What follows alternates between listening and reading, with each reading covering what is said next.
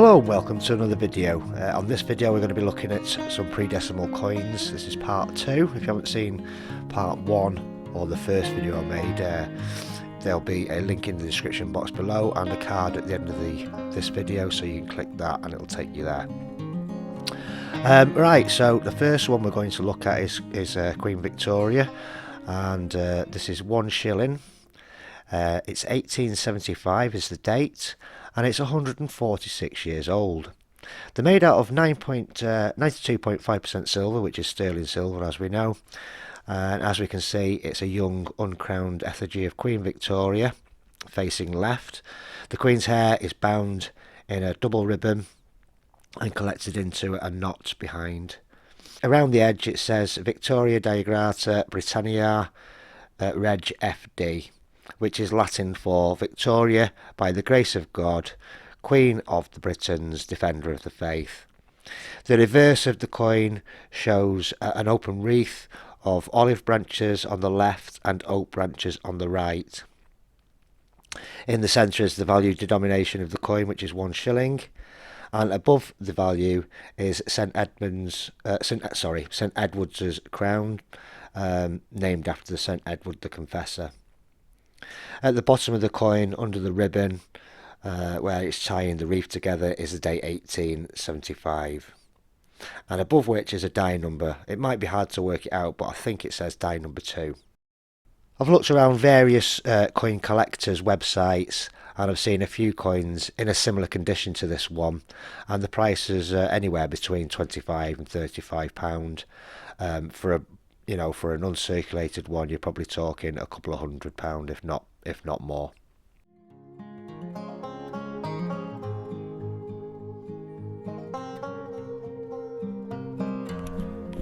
Okay, so the next coin is, I know it's going to be quite hard to see, so at the end of this little section about this coin I will put pictures of a more visible coin, because it is very worn, this one.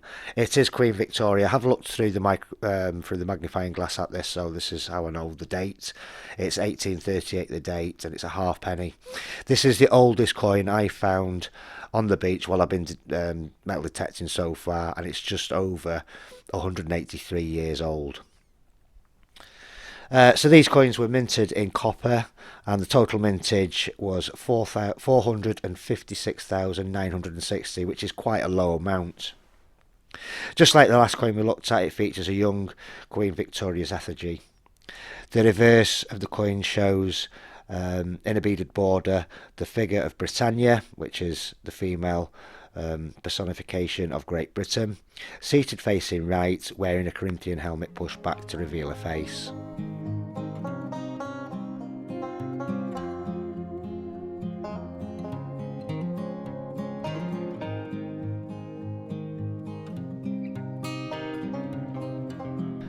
King Edward VII is the next coin. This is a 1 penny, and the date is 1907.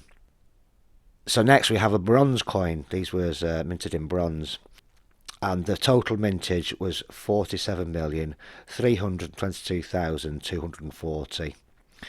And it's a relatively common coin of that period, just before the First World War.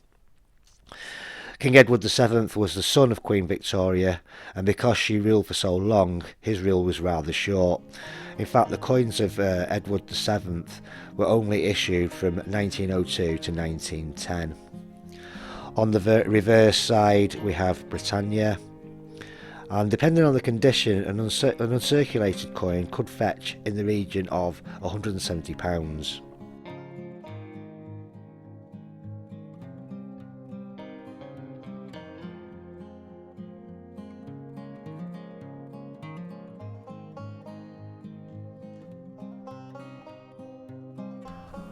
On to Queen Elizabeth II. This is a 3p piece, or a threepenny bit.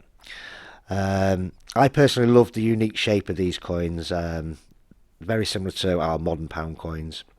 They was minted in London, with just over 41 million being made. The composition of this coin is nickel brass, and they was also relatively common. Coins issued in 1955, which this one is, circulated for about 16 years and ceased to be legal tender after the 31st of August 1971. On the reverse we have the Tudor portcullis with the chains down each side and the coronet above, or the crown, and the date below it, which is 1955. Next we have another bronze coin. It's a King George VI farthing.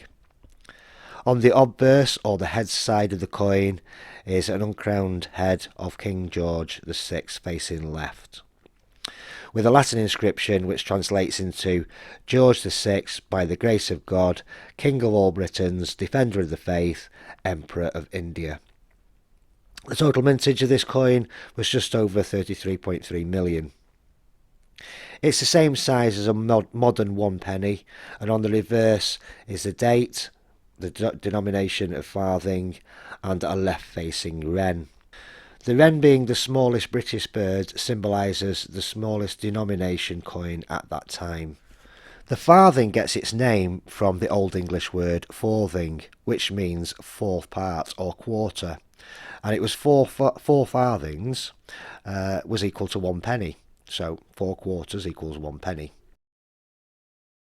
So to round off this video, I know some people may be wondering and asking, what do I do with the modern coinage that I find on the beach? Well, basically I clean it up and I donate it to my local charity, and it's to do with the beach. So I'm going to put a short video in now about the charity that I use.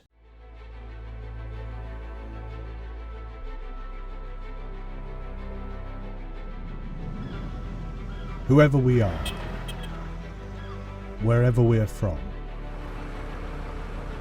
we are one crew, ready to save lives. We're powered by passion, talent, and kindness. like generations of selfless lifesavers before us. This is our watch.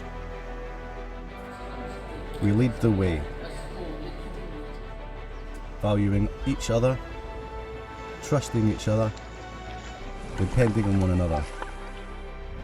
Volunteering to face the storm together. Knowing that with courage, nothing is impossible. That is what has always driven us. To save everyone we can. It's what makes every one of us A lifesaver.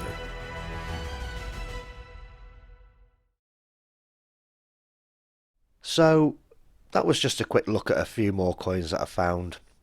They was all found on roughly the same area of the beach, but at different times. Different weekends. I've gone one weekend, found a couple, gone another weekend, found a couple more, that kind of thing. So yeah, once again, really enjoyed making this video. I hope you found it a little bit educational, not too boring. I will be out this weekend with the metal detector, so a brand new video will be coming very soon. So thank you very much for watching. If you haven't already, please do like and subscribe this video. Like the video and subscribe to the channel. It all helps the channel out. I don't just do metal detecting and talk about coins. I do camping and other outdoor stuff, hence the name And the Outdoors. So once again, thank you for watching, and I'll see you all very soon.